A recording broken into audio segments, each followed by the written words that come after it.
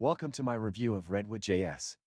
If you're into web development, chances are you've heard of RedwoodJS, a modern, full-stack framework that aims to make building web applications faster and more efficient.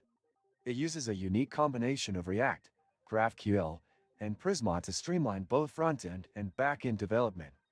In this video, I'm going to break down my personal experience using RedwoodJS, discuss its features, and see how well it holds up against other frameworks. First off, RedwoodJS promises to handle everything for you.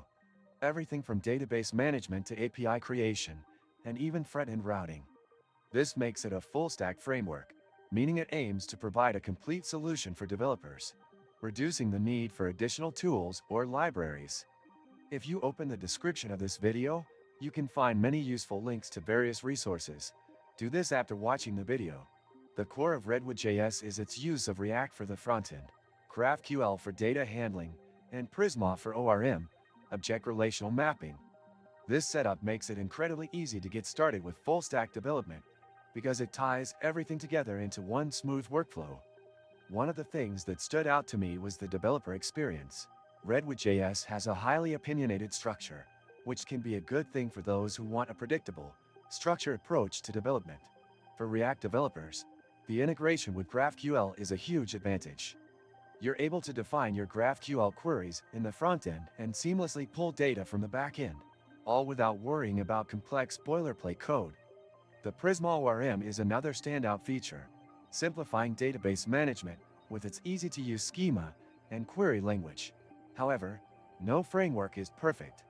One downside of RedwoodJS is that it's still relatively new compared to other more established frameworks, like Next.js or Express. This can lead to some limitations, like fewer tutorials, community resources, and third-party plugins. It's also worth noting that RedwoodJS has a steep learning curve, especially if you're new to full-stack frameworks. Overall, I found RedwoodJS to be a powerful tool for web development, especially for those who want an integrated, opinionated framework that takes care of both front-end and back-end. If you're familiar with React and looking for a full-stack solution, it might be worth trying out. Don't forget to subscribe to the channel for more reviews and tutorials. And if you liked this video, hit the thumbs up button. It really helps.